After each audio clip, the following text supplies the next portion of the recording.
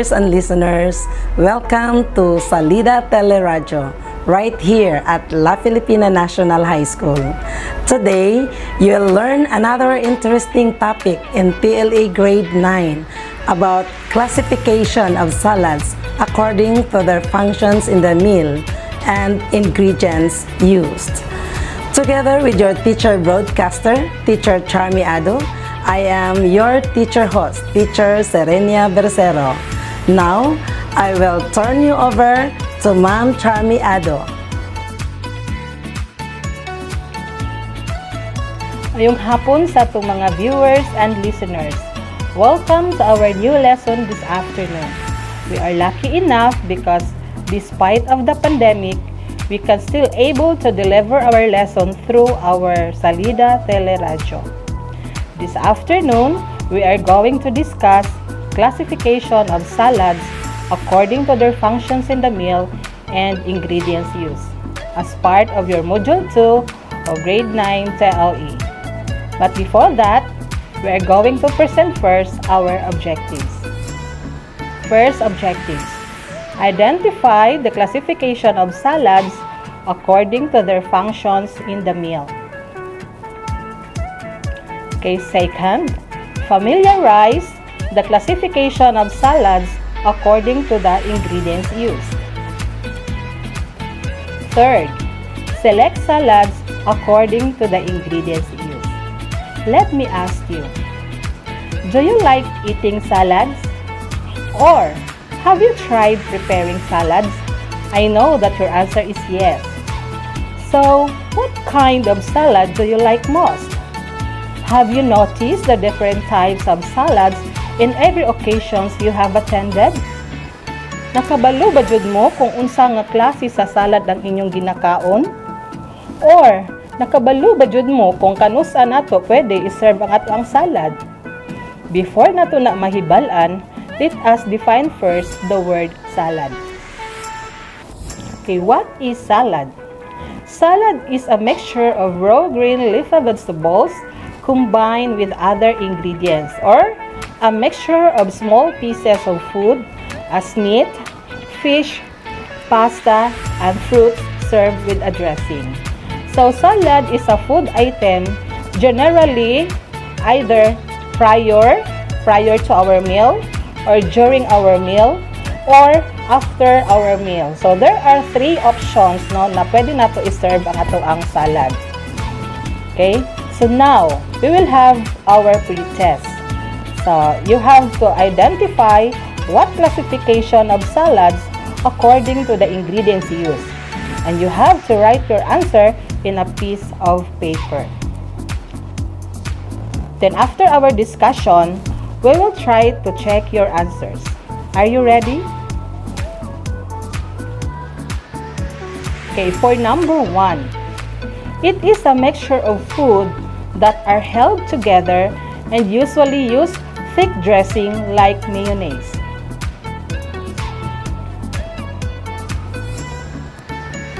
Number 2, it is a mixture of fruits as main ingredients.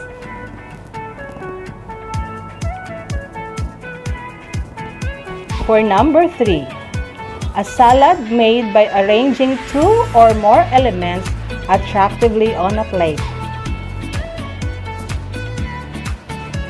And number 4, a salad made mainly with lettuce and other uncooked green vegetables.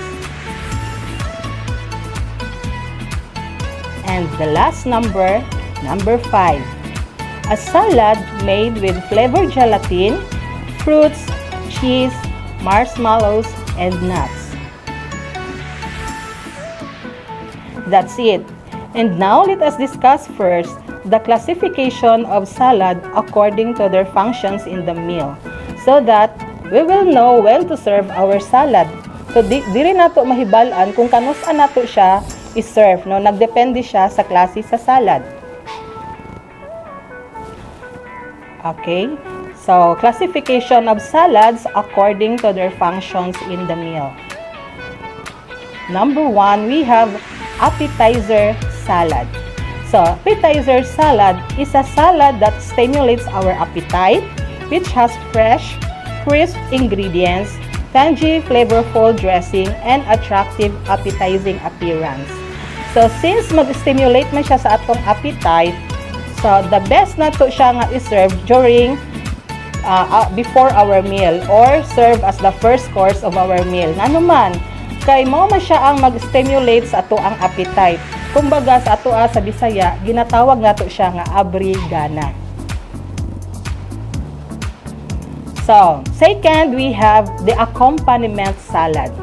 Accompaniment salad is also called a side serve or side salad or side dish salad. So, serve with the main course of the meal. Since masabay na siya og serve sa atong main course, so dapat light lang ang atoang accompaniment salad, no? Because our main course is already heavy. So, what is the best example of our accompaniment salad? So, kung light man siya, so dapat yung mga leafy vegetables or green salads or vegetable salads.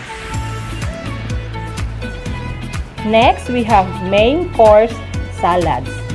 It is a salad having a sort of protein component like meat, fish, eggs, beans, tofu, or grains. So if I'm going to define this type of salad, I define it as a main course. That's something that can stand for a meal, especially dinner. So kung mukaon ta og main course salad, pwede na ta dili na manihapon. No, kay heavy naman siya because of the protein component. Bugat na siya sa ato ang tiyan. Next, we have dessert salad. Dessert salads are salads that are sweet and may contain items such as fruits, sweetened gelatin, nuts, and cream. So, kanus-an nato siya pwede i-serve ang dessert salad?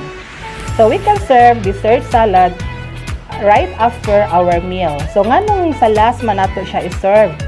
No? Because dessert salads, these are something sweet, no? Mao man ni siya ang maka-lock o mag-close sa ato ang appetite. No, di ba kung makaon ta og mga tamis, dili na ta ganahan mukaon kung unsa pa ang naa diha sa hapag kainan. But there are exemptions. If you are going to use fruits as your dessert, so you have to serve it before our meal. Nanuman, eating fruits after a meal is not a great idea. Why? As it may not be digested properly or nutrients may not be absorbed properly. So that is why we have to serve it before our meal. The rest of the dessert should be served after our meal except fresh fruits. And that's all about classification of salads according to the functions in the meal. And now let us proceed to classification of salads according to the ingredients used. Dito natin malalaman kung anong uri ng salad ang ating kinakain o gina-prepare depende sa ingredients nga ato ang ginagamit. Okay, first we have green salads. Green salads are salad made mainly with lettuce and other uncooked green vegetables. So, if you have your diet o nag-diet ka, so mas mainam nga kumain ka ng green salads na because this is rich in fiber. Second is we have a combination of vegetable, green legumes, and pasta salads. So these are salads whose main ingredients are vegetables other than lettuce or leafy vegetables. Unlike green vegetables or green salads, so they are using mga green leafy vegetables. So dito naman, more on vegetables. So mas kunti yung component ng mga leafy vegetables. So you can also use as the body of salad yung mga starchy items just as grains, pastas, and dried legumes. So kung ano yung mas dominant na ingredients doon sa salad, so yun ang tawag sa salad doon na inyong i-prepare. Next, we have bound salads. Bound salads is a mixture of foods that are held together or bound together, usually use thick dressing like mayonnaise. So it impossible no, to hold all the ingredients without the presence of mayonnaise. So that is why mayonnaise is very important, no? Meron siyang importante na role, no, sa bound salads to hold or held all the ingredients. So the best example of bound salads is we have our macaroni salads, right? Next, we have fruit salads. So fruit salads is a mixture of fruits as our main ingredients. So there are options, no, in preparing our fruit salads. You can use fresh fruits or yung mga fermented fruits na yung nakalagay sa ating mga container. So depende sa inyong budget kung ano yung inyong dapat na i-prepare. Another one, we have composed salads. Composed salads is a salad made by arranging two or more elements attractively on plate. So they are called composed because components are arranged on the plate rather than being mixed together. No, unlike sa ating na-practice na magsalad ganita ato yung ginahalo ang mga ingredients. Pero sa composed salads, naka-arrange ang mga ingredients. No? So, napod siya'y advantage. Unsay advantage sa pag-prepare of composed salads? Atong ma-preserve, no, ang freshness, especially if we are using lettuce and cucumber. So, ma-maintain natin ang crispiness of that particular vegetables. Diba? If we are preparing our salad, we are using dressing like vinaigrette in the presence of vinegar. So, pag mag-mix na tayo, then mayroong vinegar, so lutay na ang ato ang gulay. Dili na siya fresh. No? So, napod siya maayo nga effect sa toa ang composed salads. Then, the diner itself will be the one to add yung mga seasoning o unsa iyahang gusto nga lasa sa iyahang salad para magiging fresh. Okay, the last one is we have gelatin salads. Okay, it is a salad made with flavored gelatin, fruits, cheese, marshmallows, raisins, and nuts. Okay, so this type of salads, mo siya ang pinaka-common nato, no? Kanang gitawag nato siya og gulaman. So, in every occasions, mao jud niya ato ang madali-dali. Nga naman, mas barato lang pud ang iyahang mga ingredients. Okay? So, those are the classifications of salads according to the functions in the meal and the ingredients used. And now, you have already an idea on how to classify salads according to functions in the meal and ingredients used. In every occasion nga, imuhang maadtuan. Makabalo na ta mo identify kung usa klase nga salad or makabalo na punta kung kita ang host kung kanus-an nato pwede i-serve ang atuang salad sa mga bisita.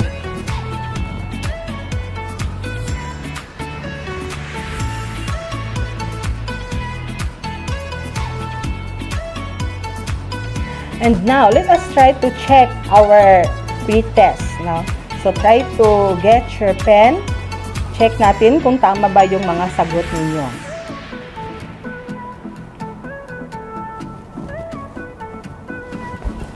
Okay, for number 1.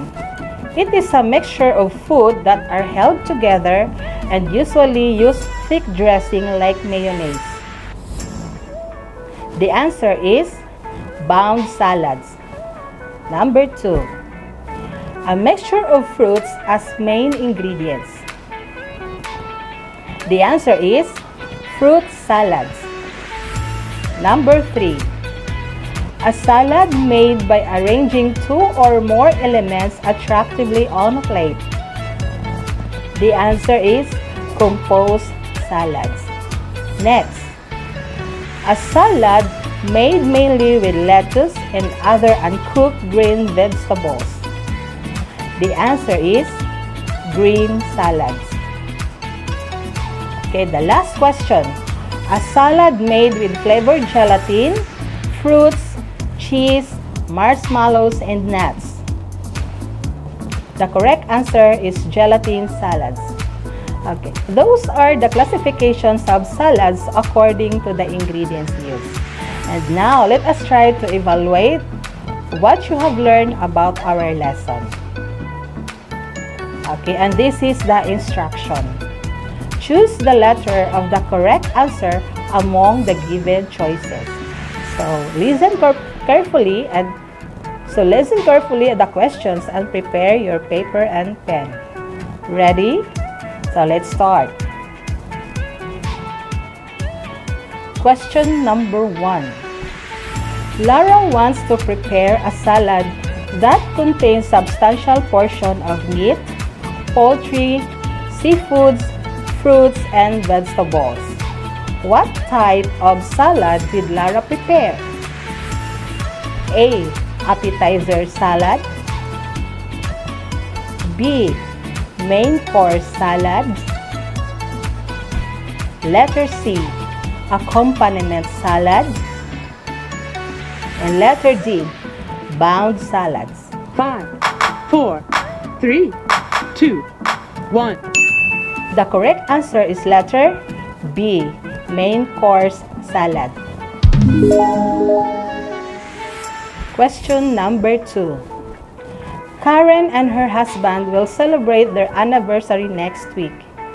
They wanted to prepare foods that are simple yet nutritious. Karen have noticed that they have plenty of fruits from their fridge. What do you think is the best salad that she will preparing for their anniversary? A. Fruit salad. B. Gelatin salad. C. Green salad. And D. Bound salad. 5, 4, 3, 2, 1. The correct answer is letter A. Fruit salad. Next question. A 75-year-old man wants to maintain his good health. That is why he is very cautious and watchful of his food intake. He likes fresh, crunchy leafy vegetables. What type of salad will you serve to the old man? A. Fruit salads. B. Dessert salads. C. Green salads. And letter D. Bound salads. 5, 4, 3, 2. The correct 1. answer is letter C. Green salads. So those are the different things we have learned about salads. For your assignments, find a recipe of your favorite salad and classify it according to their functions in the meal and ingredients used. I hope you have learned something about our lesson this afternoon. That's all, and thank you for listening.